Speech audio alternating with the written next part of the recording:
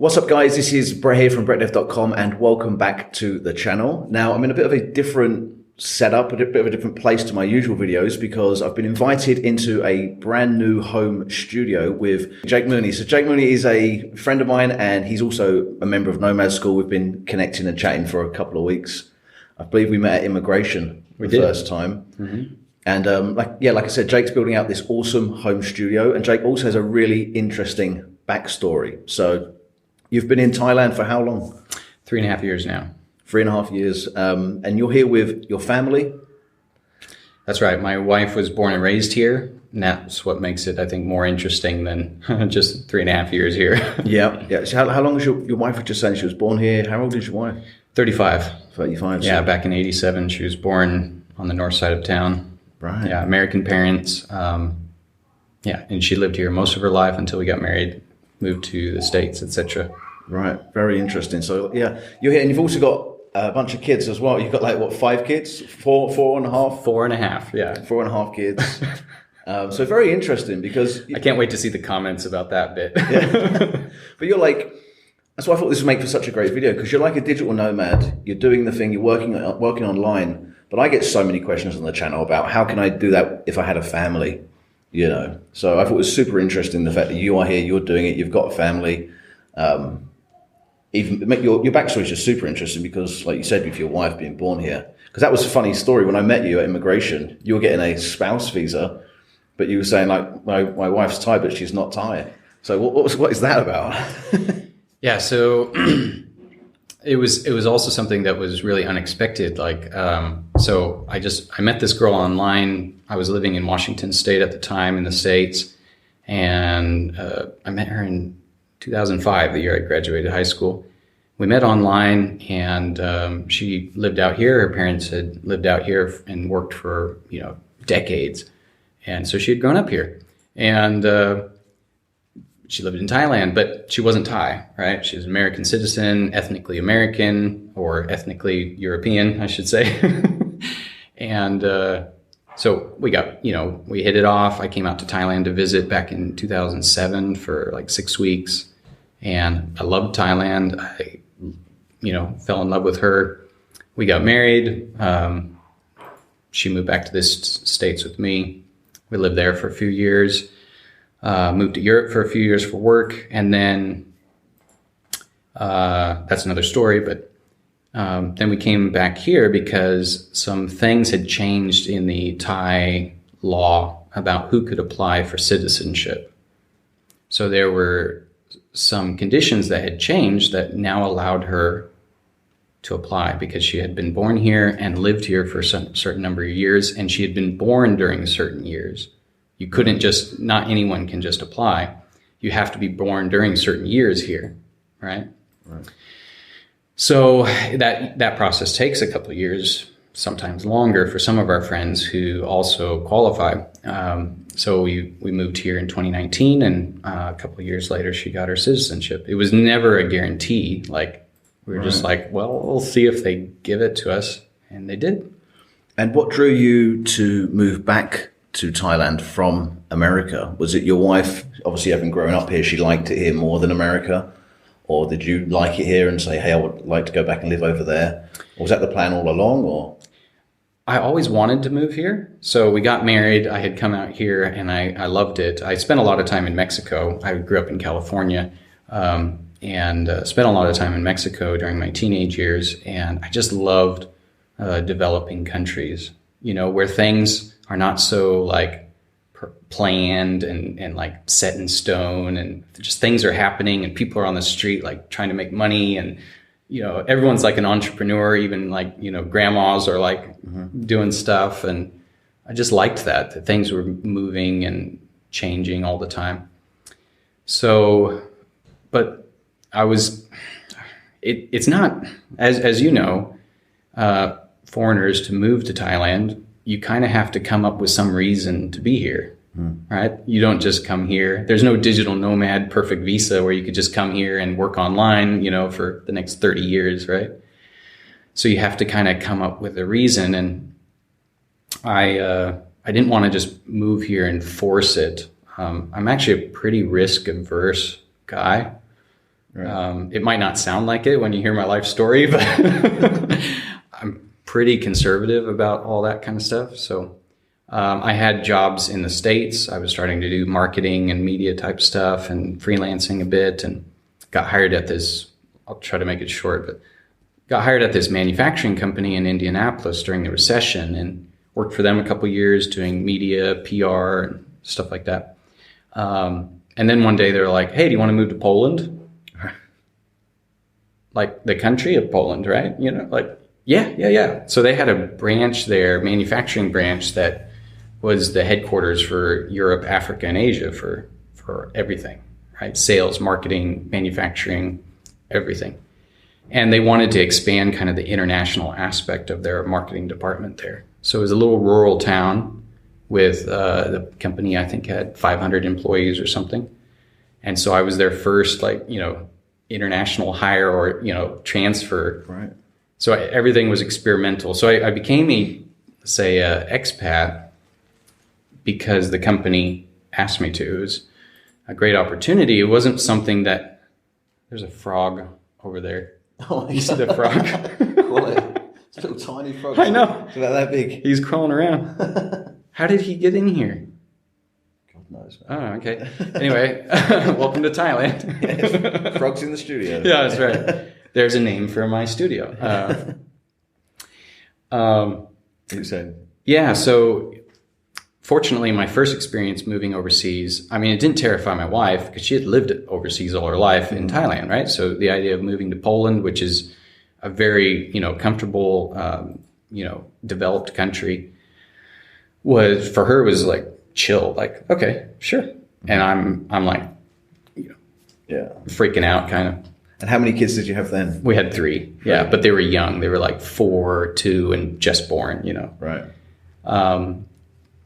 But I had the backing of the company, you know, moving Security, stuff over. Yeah, like I wasn't like going out on a limb and just taking my family, you know, somewhere per se.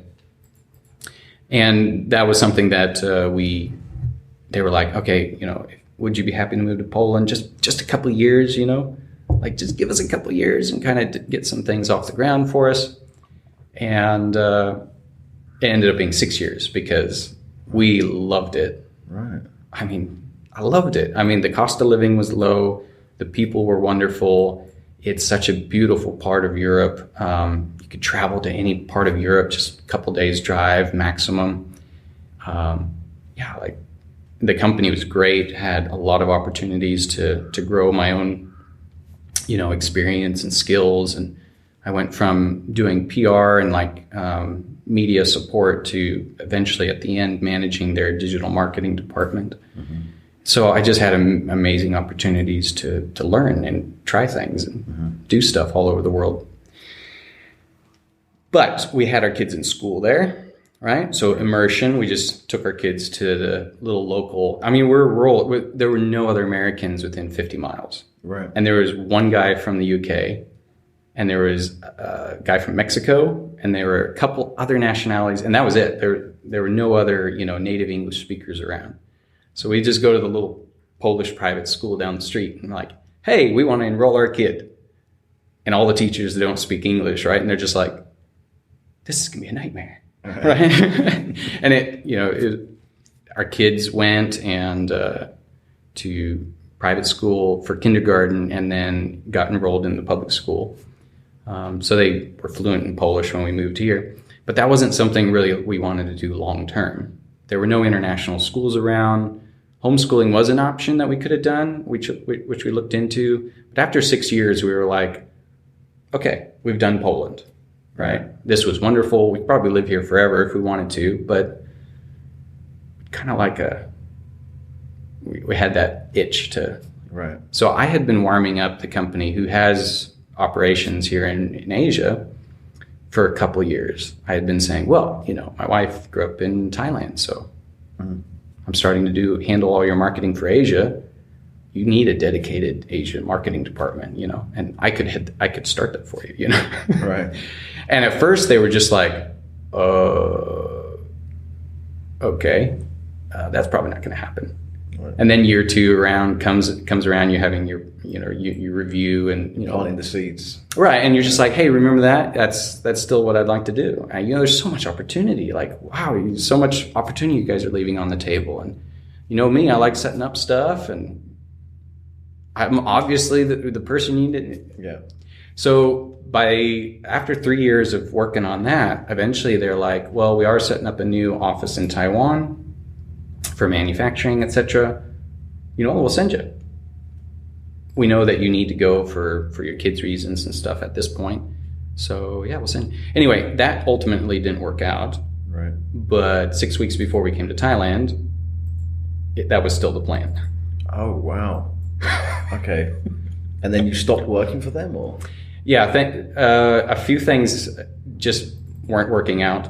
And so, we had our tickets and everything, and they were sending us there. The situation wasn't working out for them exactly, but we were already geared up to go and had everything ready. So I ended up consulting for them for another 18 months or so, but we moved here, and I was going to be going through Igloo. So okay. Igloo, Shelter, those Yep. 2 companies where you can work remotely and they handle everything for you, which is a really good option. They take a cut through their setup, but I was just going to do that for peace of mind and everything. But then I didn't have an actual employer per se, right, coming here. So I don't recommend moving to Thailand without a job plan. And that's what I did with 3 kids.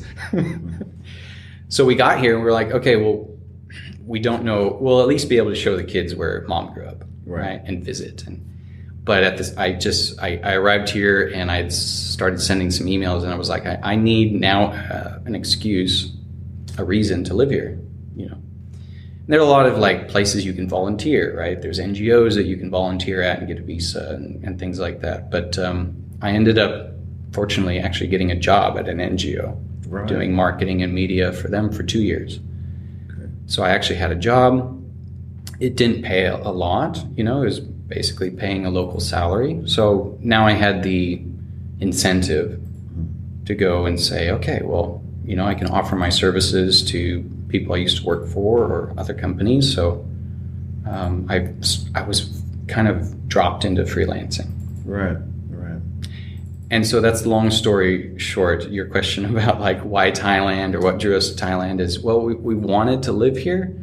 Also, with the law change about citizenship application, we were like, we need to be in Thailand for at least 2 or 3 years for that whole thing to go through. So we needed to be here for at least a couple of years. A lot of people have a lot of questions about coming to Thailand with kids. In particular, schooling and things like that, because this is obviously, if you're a single guy and you're just, being a digital nomad, that's stuff you haven't got to worry about. But, how do you handle it? What would you say you've had to think about that other people haven't had to think about, including schools and stuff? Yeah, things you need to consider. I think one of the biggest ones is the instability, the third culture that's kind of created for your kids. Mm-hmm. So, for example, my wife was born and raised here in Thailand, but as an American citizen. So kind of constantly going back and forth, having friends who lived here for 2 years and then they're gone, you never see them again. Feeling like Thailand's your home, but not having citizenship there, going back to the States and not feeling the cultural connection there, even though everyone expects you to. Mm-hmm. Just kind of feeling like a fish out of water in some ways in both places. Mm-hmm. So I think that was the biggest thing I learned talking to my wife, especially when we were considering moving to Poland and then moving here, is that was something that was very difficult for her and her siblings, was that feeling of, I have no real home base, because for example, if you're a dependent, your parents are here working or being digital nomads and you're a dependent on them, is a visa situation. I think when you hit 18, even younger, there's no reason for you to be in Thailand anymore. You're not a dependent on your parents' visa anymore. Right, yeah. You're kicked out. Yeah, you have to come up with some excuse to be here now yourself. So that has to be something that you think about. It's not all like, wow, we're going to move overseas and our kids are just going to become this cultural melting pot and they're just going to be so, like they're going to learn so many things. They're just be amazing people. Well, on the flip side, the instability and not really having a home base. So, for example, you grew up in the UK. I grew up in the States, right? Now, I make a conscious effort, you make a conscious effort to live here and enjoy it, and we enjoy it. I have no interest in moving back to the US at the moment, right? I think the same for you, for the UK. Or maybe confession time, right? Is this confession time for the channel? No, I'm good, man. But our kids, they can, enjoy the pros of meeting different cultures and living in different places.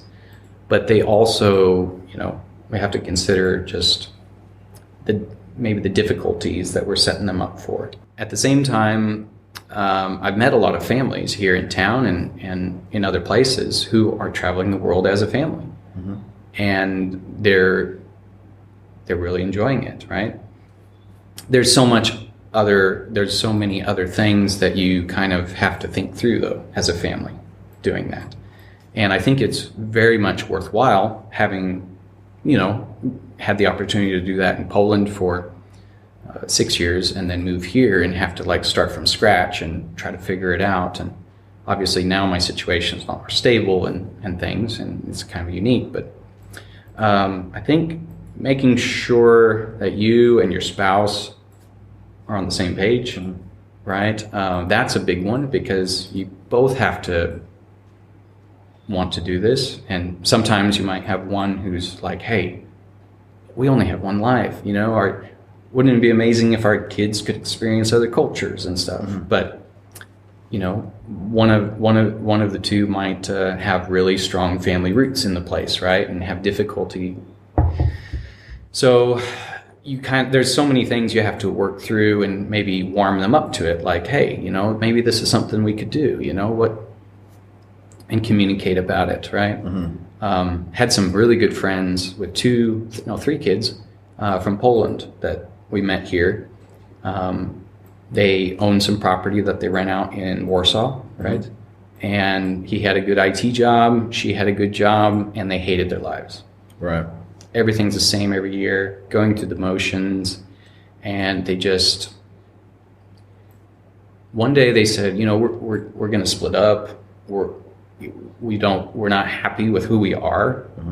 And they were watching some YouTube videos about families who were, going around and traveling around, and they said, why don't we try this? Because honestly,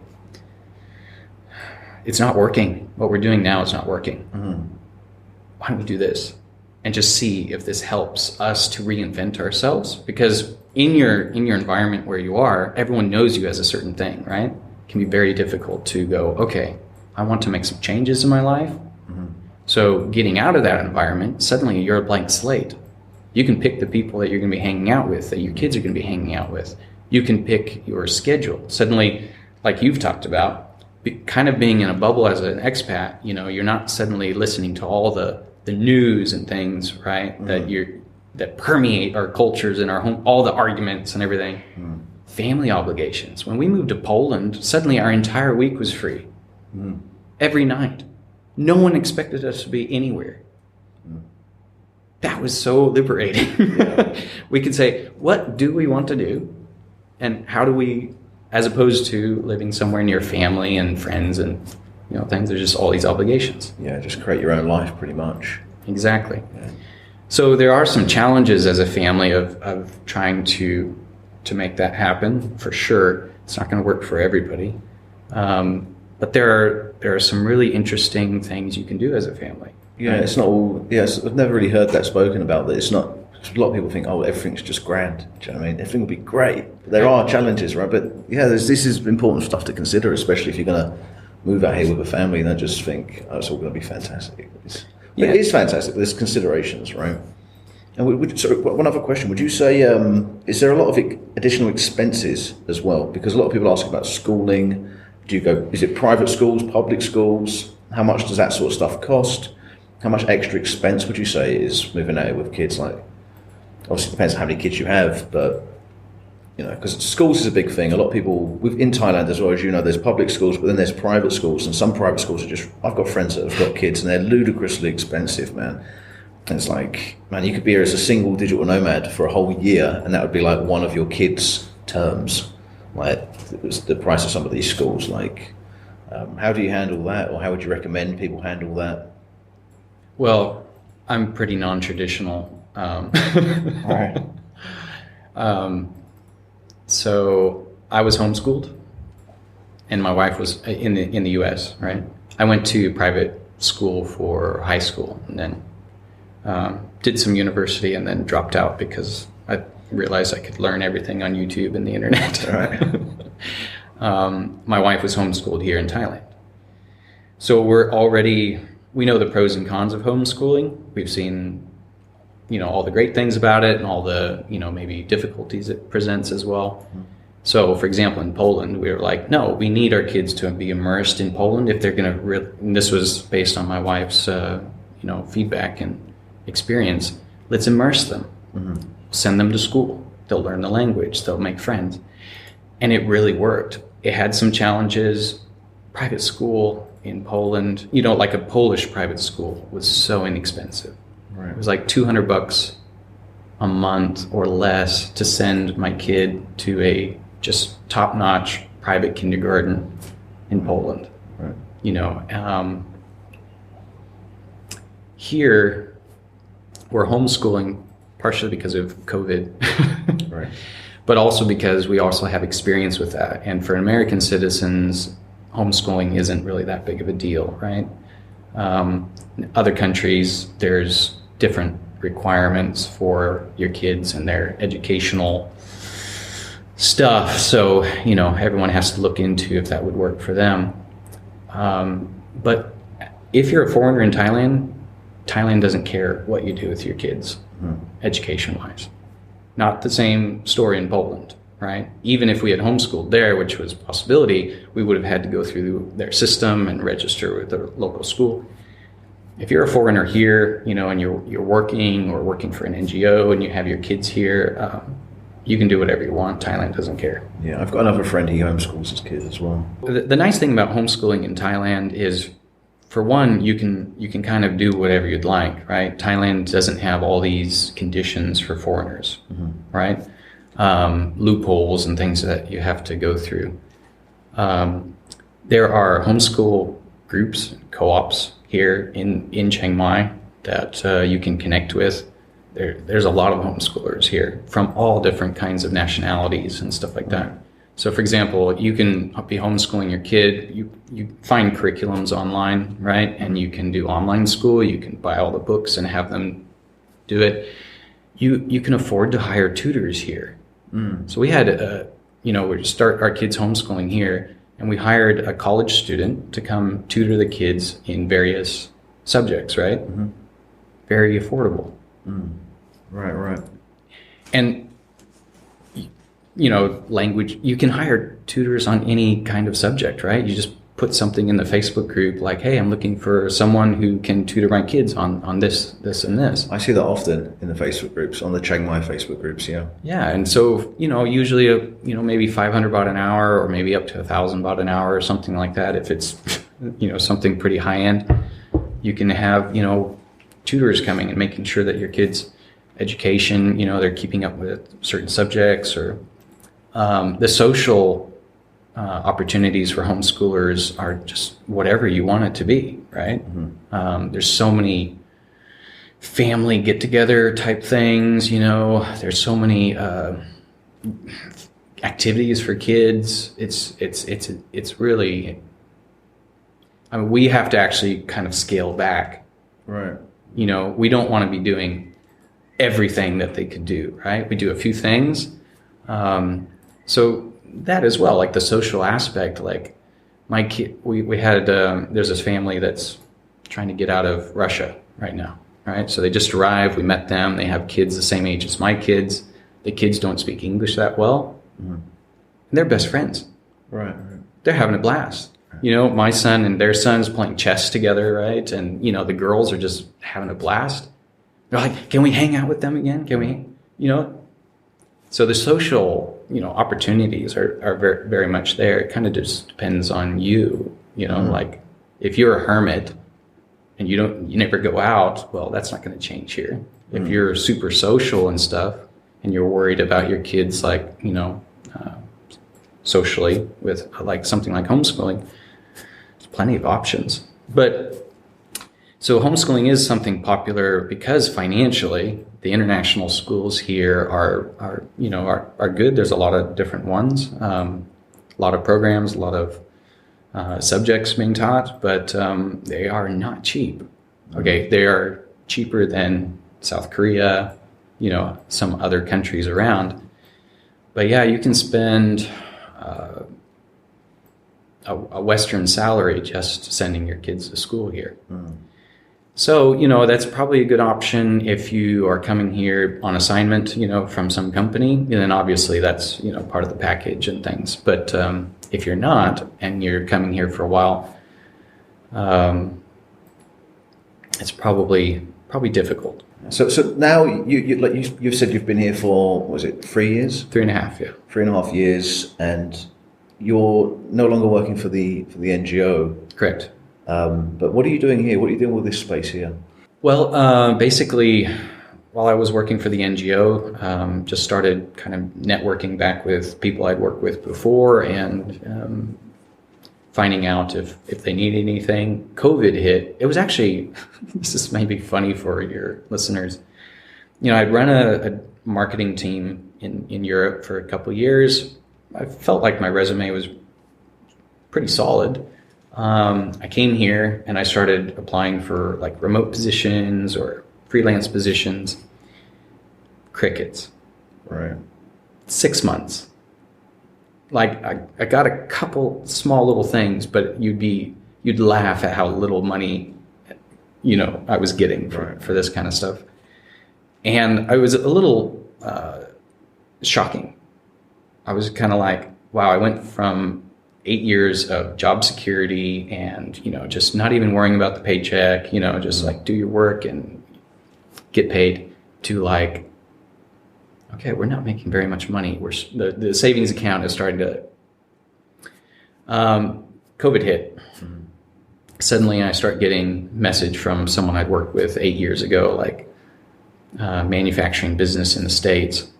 And he's like, can you help fix our website? Are you like, what's your availability? Like we haven't touched it in forever and it's all broken. And can you just help like fix it? Because now no one can travel. And so now we just have to do online marketing, which we've kind of abandoned for a while. So suddenly with COVID, the opportunities, for remote work, the obstacles were like almost gone. Right. I'm sure you know what I'm talking about. Because it kind of opened the world up to accept remote work, didn't it? Yeah, because I literally like put in probably 50 job applications in that 6 months. Right. Well, for jobs I was perfectly qualified for. I was just like, I'll do it from here. I had a company set up in the US, like billing, no issues, all that kind of stuff. Nothing. No interviews, nothing. And then COVID hits and suddenly my network and some referrals from friends and stuff just started bringing things in. It's been a little up and down, but basically I help usually small businesses with, small businesses don't have the budget to hire, or many times don't have the budget to hire a full-time marketing person. And a lot of times can have difficulty finding someone who can kind of do a little bit of everything. And that was my previous job. It was a medium-sized company where I ended up getting an opportunity to do a little bit of everything over the course of that 8 years. So a small business can, hire me on contract or retainer to just be on standby for whatever kinds of things they might need occasionally. And it's most of the time small businesses don't have super specialist stuff that they need. Right. They kind of need, general stuff across, A to Z. So I can help them actually build a marketing strategy, put in a to-do list over 12 months even. Like, hey, here's everything we need to do that, we agree with the business, but let's do it over 12 months. We don't need to do it all 40 hours a week, get it all done. Yeah. So it can pace out with their budget. And so now I have a few clients that are now coming up on 3 years and very happy even through the ups and downs of inflation and the supply chain crisis and things. So some clients from the States, a couple clients from Europe, from old contacts from living there, in a few different industries, mostly boring industries that people don't think about too much. The woodworking industry, transport industry, oil and gas, writing, content marketing, just helping them update their websites, video creation, remote video creation for them. And what are you doing? So are you building out? You've got getting more and more clients, I'm assuming, and are you building a whole team here in Thailand, or what's going on? Because by the way, guys, you can see us. We're sitting here. You've got like a really cool. I'll put lay some B-roll over the top, but you've got a really cool little studio type film area. But then over there, you've got desks and computers and stuff like that. And you're going to fill this place out? I asked you, are you going to rent this place out? Because you've got like a really cool setup. And it may be interesting for you guys if you're going to come here and you need a space, because it's really cool. I don't know if that was your plan to rent it. This space is, because I do work with some local Thai people and contractors and things like that. So we wanted to make a space where we come together, and they do their own things as well. But I've really missed having an office environment where you have that energy and things, but not having to be there 9 to 5 every single day, Monday to Friday. Yeah. So kind of create a place where it's comfortable. People feel like it feels like a marketing studio to extent. I mean, the paint's still, we can still smell the paint today. I broke my toe New Year's Eve. I told you about that, right? Yeah. And then the next morning I'm broken toe, like painting all this. But yeah, I'd like to, also I've never had the space to do something like this.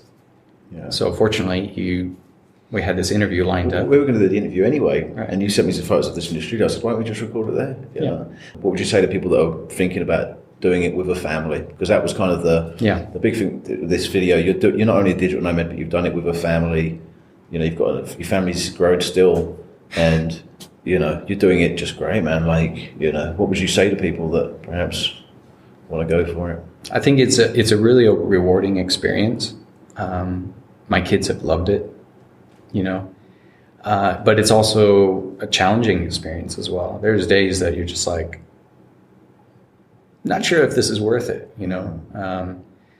So there are a lot of challenges. So you have to be kind of ready for those, right? And ready for the instability, the feelings of limbo.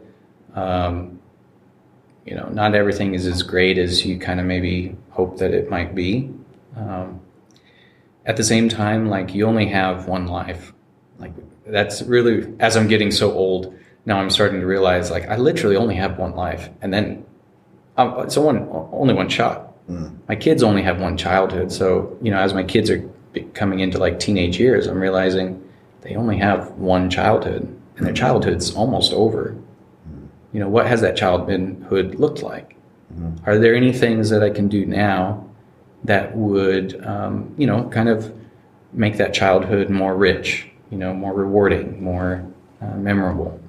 I think that's a passion of a lot of parents, right?